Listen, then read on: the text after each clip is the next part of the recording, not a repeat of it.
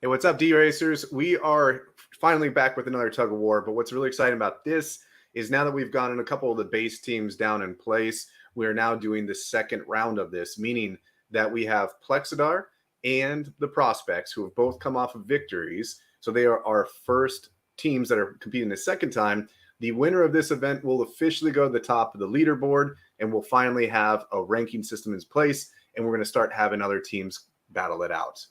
Yeah, we're gonna break down some of the horses that are involved in this fifth Tug of War. And I'm gonna say right out the gate, one of the coolest things to me is that we're seeing a lot of A class, B class horses, and C class horses. We're not seeing D's and X's anymore, so it's starting to get really exciting to see these matchups. Oh, yeah, this one's an awesome one. The Prospects are showing up with a really solid team. Like you said, there's only one D, no X's. So you got two teams that know how to compete. They're showing up to this one. And then now we got about 3 minutes before we dive into the first matchup. The first race is going to be a 4-furlong dirt track. Now, of this one, I would have to say this is the weakest roster that the Prospects have. They trail both in classification, pace, and the win rate. And Plexadar, who has 2 A's on their teams, is showing up with one of those A's in this one roster. So I think it's going to be really favorable to Team Plexadar, but I think the Prospects, their main key on this one is to make sure that they just don't get burned heavily. So as long as it's a close one, I would see that's a very good win for Prospects, but I do suspect that at the end of this matchup, Plexadar is going to be in the lead. Yeah, like you said, I think one of the most interesting things is that we have the B's and A's going up against the only D in this event. However, it being that 4-furlong dirt, we're not getting those massive gaps in between that 6th place horse and that 1st or 2nd place horse. And so when we see where we land at the end of here, I mean, one of the things we preach all the time is you do not just want to get blown out. You want to stay close. And if you can stay close to that 1st, 2nd, 3rd spot, you'll be okay going into the 2nd, 3rd, 4th races. But I am going to point something out here. We've actually got on the Prospects in lane 3. It's actually the first horse in the list here. You'll see Castor Polaris STZ is a C ranked or class horse, right? Mm-hmm. That horse has nearly a 15% win rate on this particular track. And so we're sitting here talking about how the Prospects may be in a little bit of trouble going up against 2 B's and an A. But if Castor pulls off a win here, we could be talking about the Prospects pulling out a win in the first race. Oh, man. And if they were to pull that off, that'd be a huge advantage. The one thing that there's a consistent trend in every single roster that you're going to see here is Plexadar has the volume. They, in this race, in lane 5, has 1,228 runs. When you combine all 3 horses of the Prospects, you're looking around 160 in total. Yeah. So with the tiered races in D race, another thing to consider here is that League A is all the horses that have, of course, level 1 to 25. They have lower experience. When I see horses that have only 47, 57 run experiences like I'm seeing on the Prospects, it makes me assume that a lot of these runs must have taken place in the League A. And in my experience, League A are higher win rates because you're usually going against not a full race, and you're going against a lot of unknown horses or new players. So if you're able to get a high win rate there, you could probably lock that in. I'm way more impressed when I see 1,228 runs at a 12.62% from lane 5 Booling. So I think that that's going to be a horse, even though it's not the A, lane 4 being the A, the one that I'm going to be looking for the most, I think, is lane 5. Yeah, and to your point, when the training grounds are giving you those extra wins, it is going to pad your win rate. However, that's why classifications are so important. It's a combination of your indisputable score and your weighted wins. So we are looking at both of those and combining them. So that rating of the A's and B's does play really strongly here. Yep. All right, we got 15 seconds before this one goes. So again, we're thinking I got my money would be on Plexadar on this one, but if Prospects can somehow pull off the lead in this, it's going to put them in a spectacular position going into race 2.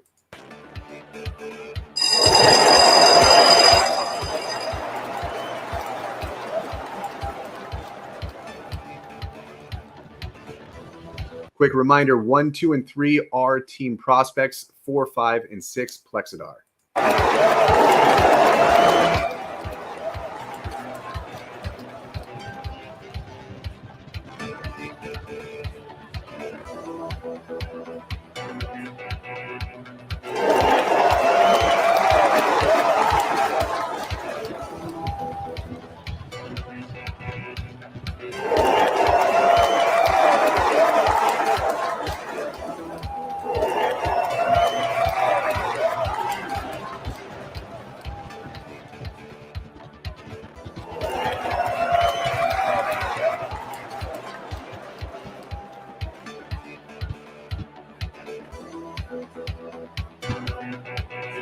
My jaw has been dropped for about half of that race. That is an incredible upset on the Prospects. They get the second and third spot. The horse that I thought was going to be the strongest showing fell all the way to last with a 1.3 second delay on that one. So with the Prospects also having the lane 1 horse falling back, those two are almost neutralized. Very impressed to see Maha and Castor, though, pulling off the 1 and 2 position. That has to put them in a good spot going into the second race. Yeah, let's take a look at what that actually ended up doing. It looks like the Prospects managed to pull that one out, getting the 51% of the pole there. But we're talking 0.6 of a second separating these two teams already. And that's kind of what we talked about, being able to keep your horses close. That last place falling all the way back is hurting. Yep. But yeah, there's still a lot left to go. When we took the entire race event and we took the delta between the teams, so summing the total averages, Plexadar had, I think it was a 0.93 second lead approximately. So this is another one of those events that we think this is going to be extremely close. Now, going into race 2, we are now entering another short race. That was a 4 furlong. We're going to be entering a 5 furlong on synthetic. Now, in this one, Plexadar is showing up again strong. They have 3 veteran horses. All of them have a faster average pace than Team Prospects. Kenzo in lane 4 has almost 1,000 runs in maintaining a B classification. Prospects, though, I think that they're going to be relying a lot on lane 3's Bellatrix to shut him down, because that is a strong horse. It is a B to the 2 C's of the Prospects. Then we got on the opposite side 2 B's and a C of Plexadar. Yeah, for me, lane 3 Bellatrix is definitely going to be the wild card here. The problem is you've got a 13% win rate, but only 92 runs, and it sounds like 92 to some people might sound like a lot, but when you compare it to Team Plexadar having 200, 400, 900 races on this track, there's a lot of experience going there, all with double-digit wins. 13% going up against that much experience, it doesn't mean anything. However, all of these horses are really, really good, and the average times are very tight. The two teams, it's 1/100th of a second separating the two teams combined. So this could be really, really close, and it's going to come down, as always, to whether or not a horse just decides to throw an absolute stinker here and end up in 6th place. Yeah, you're absolutely right. 184.91 seconds to the Prospects and 184.90 to Plexadar. So when it comes to the averages, virtually identical. The win rate average of Prospects is 12.3%. Win rate average of Plexadar is 11.9. So with the win rates, Prospects have a slight advantage. But man, when you talk about the veteran horses, Kenzo lane 4, 973 runs. You got Thunder Force in lane 5, 467. And is it Suta in lane 6 at 243? Compared to the Prospects in lane 1, 2, and 3, 143, 117, and 92 respectively. So a bit more experience than the last race, but still, they're a little bit shy to Plex. Yeah, I think for me, this is ultimately a draw. These two teams are almost identical in every way. It'll be interesting to see if Plexadar can make up the slight, a little bit of a gap that they've got at this moment. Yep. And a reminder, 1, 2, and 3 is Prospects. 4, 5, 6 is Plexadar.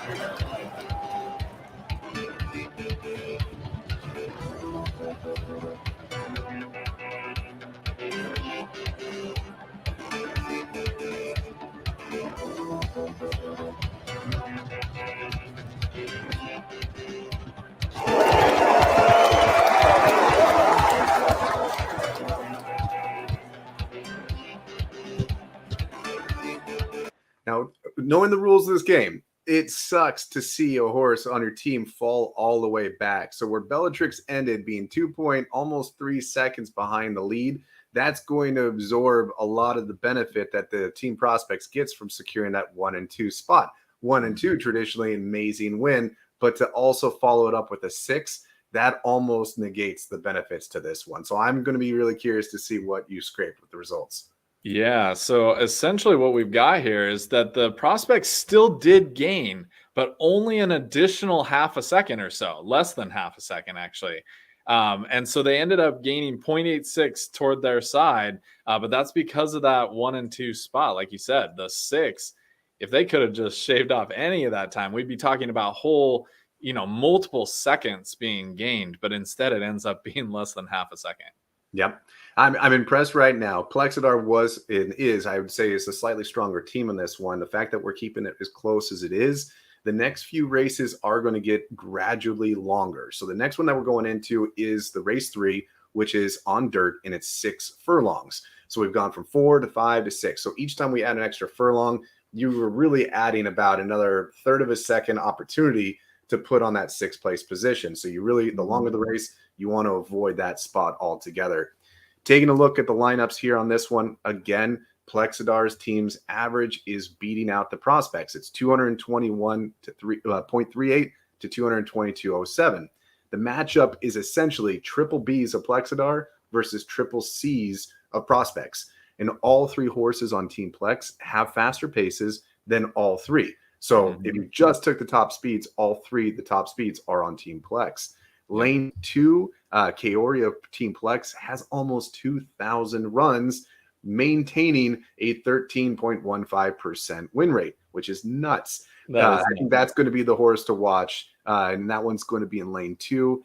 If the Prospects can nab even a single podium on this one, I think that they're in a good spot.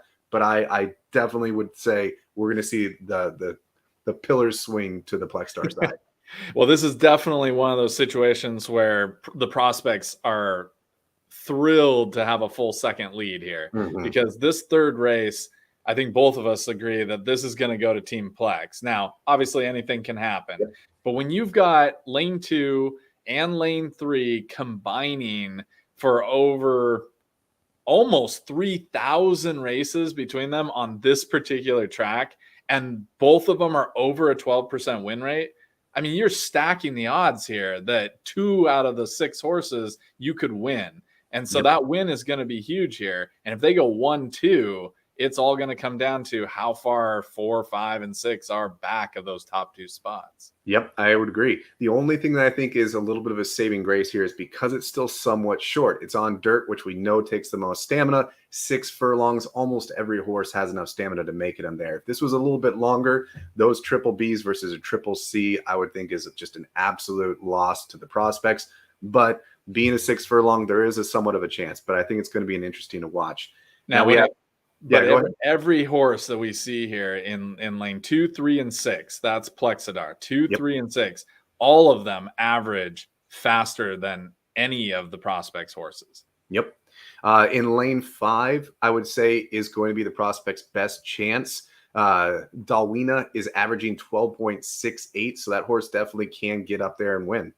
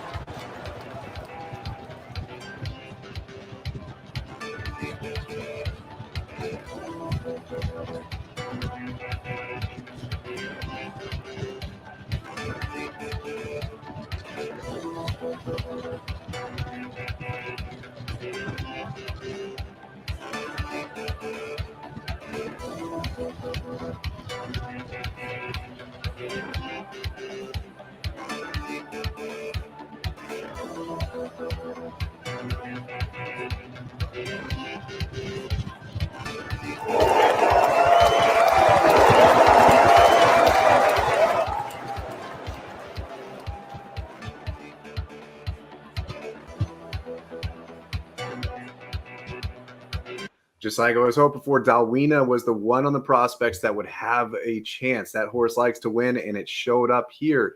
However, also again, falling at the number 6 spot, Canis with a 2.4 second off the trail.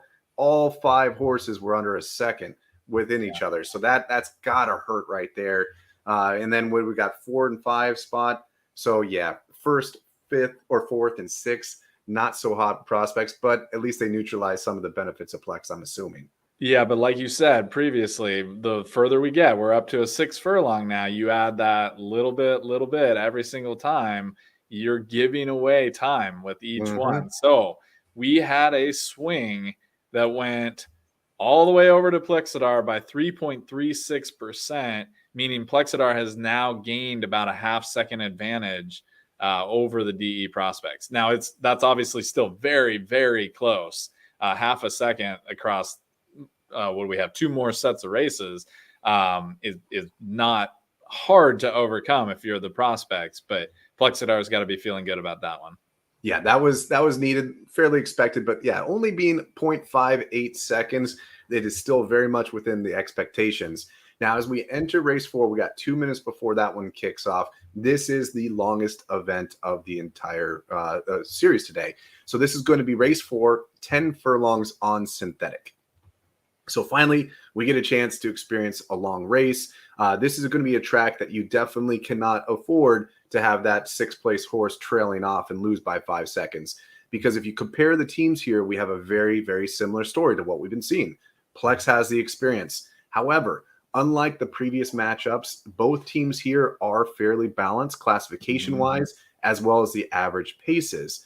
Almost all C's are in the matchup. The only B is the horse called Plexadar in lane 3. Now, if you're taking a look at that one, you're wondering what horse is this one? You might not know the name Plexadar because it has 903 runs. You might wonder where you've seen it from. This horse is, or was, known as Fashbinder. So Plex has picked that one up. So this is a well-ran horse. We definitely know that horse can be fast. Now, the interesting thing to me is even though Team Plexadar has a really good average time and all of their horses are really close, they're actually getting beat by lane 2, which is Caster, in terms of average for the horse pace for this particular track. But that being said, the amount of experience that Team Plexadar has, I mean, they've got 2,200 runs combined between their horses, and all of them are winning by 11.5, 12, 13%. That's so strong. And having that horse in lane 3, which is Plexadar, Fashbinder, is being a B classification is huge. That to me is the horse to beat in this particular matchup.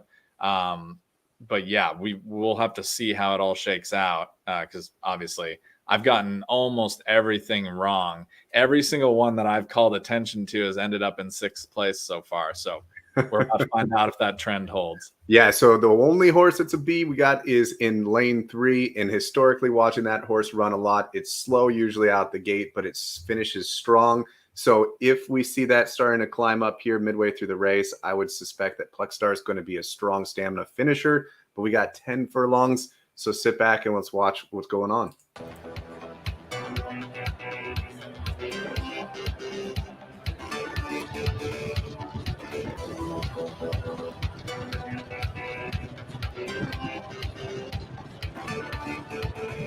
And just as a reminder, in lanes 1, 2, and 4 is the Prospects. Lanes 3, 5, and 6 is Plexadar.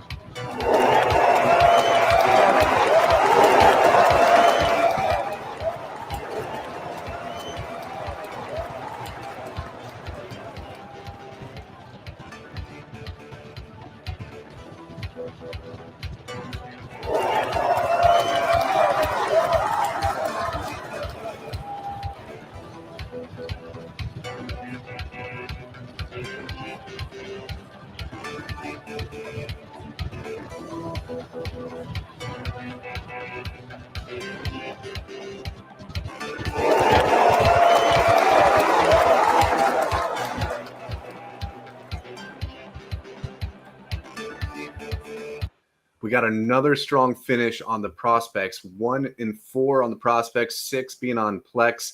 That 5, Droma pulling in 1.3, basically neutralizing with Caster.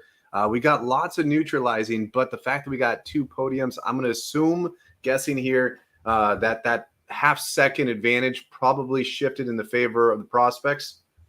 So we've actually got this is the first time this has ever occurred in our live data polls. It's not pulling in the data. So I'm having to manually enter that right now. Okay. It only takes it'll take me a minute or two. So we may have to have you jump to the next race and start talking about that, or talk a little bit more about this one. But I should have that data here shortly. I'm having to manually enter it. No worries. Okay, so I'm going to double check on the next race real quick. The next race is going to be a 6 furlong. We have 2 minutes, so while you populate that one, I'll just go ahead and introduce what we're going to be seeing on this next track.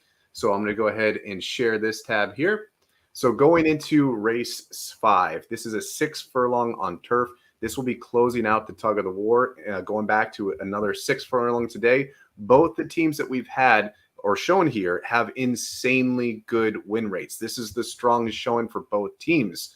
We have almost every team here is at a 14.5% win rate. Only Sexbalm in lane 6, Team Plexadar, is a veteran here with 1,004 runs. Every other horse is sitting around 40, 45. So we have a lot of amateur runners here. Everybody, on the Prospects, we have 2 A's and a B, which is their strongest showing. And on the Plexadar, we got an A, B, and C. Because of this, I tend to rely a little bit more on experience and classifications. Sexbalm is the C, is the lowest ranking horse classification-wise, but it does have the 1,000 races and 11.45%. In lane 5 of Plexadar horse as well, coming in with the highest win rate at 18.75%. This is the only A on Plexadar. It's going to be an interesting one to watch, but consequently, it only has 32 runs experience. Yeah. So take a look at the Prospects. We have lanes 1, 2, and 3 for the Prospects. All 3 of them are averaging 14.29, 14.55, or 14.58%. So they're all very similar. Now we got 16 seconds before this one's about to start. And what we'll probably do is we will interrupt with a score just in the middle of it. So if this event starts, we'll go ahead and give you an update. So as this is processing, we'll know what to expect.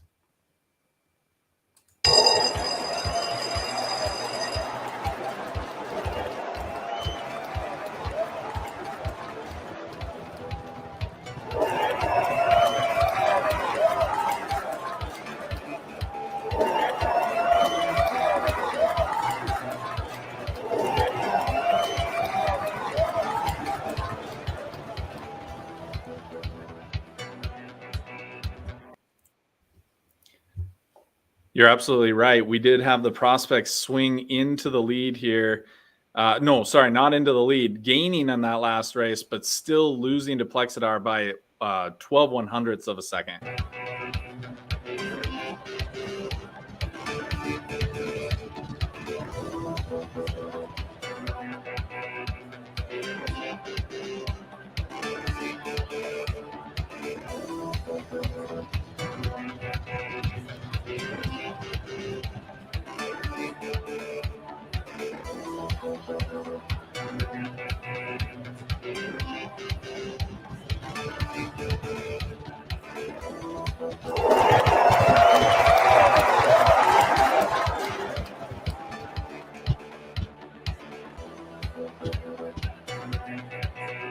Knowing that race was going to be close coming out of the previous one, you confirmed it was only a 0.12 seconds difference. So they were essentially neutral. Now that we look at this, 1, 2, and 3 were the Prospects. The fact that they got first, second, and then fifth, Riku pulling out a 3-second lag, that alone, without even looking at the previous roster, I would have to make the assumption that this horse sunk Plexadar. Yeah, we are. I'm going to confirm that here shortly. I'm having to manually enter these as well, but yeah, based on what you just said, it looks like they were able to pull that off. Let me continue to get that data while you wrap that up. I know that I have to pull the individual IDs, but just to confirm here, we had Hoofzilla in first place, correct? That is correct. And that time was what do you have there? 72. Do you want it in 72.186? Okay, 72,186. The second horse With is Turbo Trotter, okay, and that time 72,993. 993. Third place was Dong Delion. That would be 73,294. 73,294. Fourth place is Sex Balm at Yep. 73,329. 329.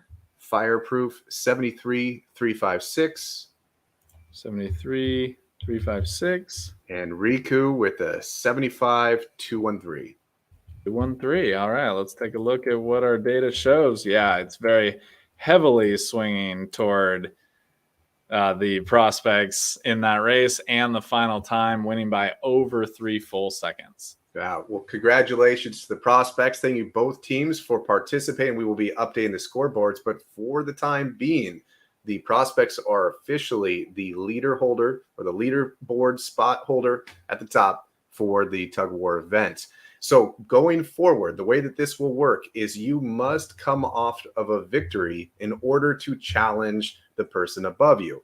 So what this would mean is for Plexadar to take another stab at the prospects, Plexadar is going to have to beat out another team. So a team below them will need to challenge them. And if they could defend their position, they'll be able to go up. But what we'll be doing is we're going to be having a couple of other teams, like DE needs to compete. We do have D-Race. The development team, D-Race, is going to be joining in the Tug of War event. And they're going to be challenging SMR next month.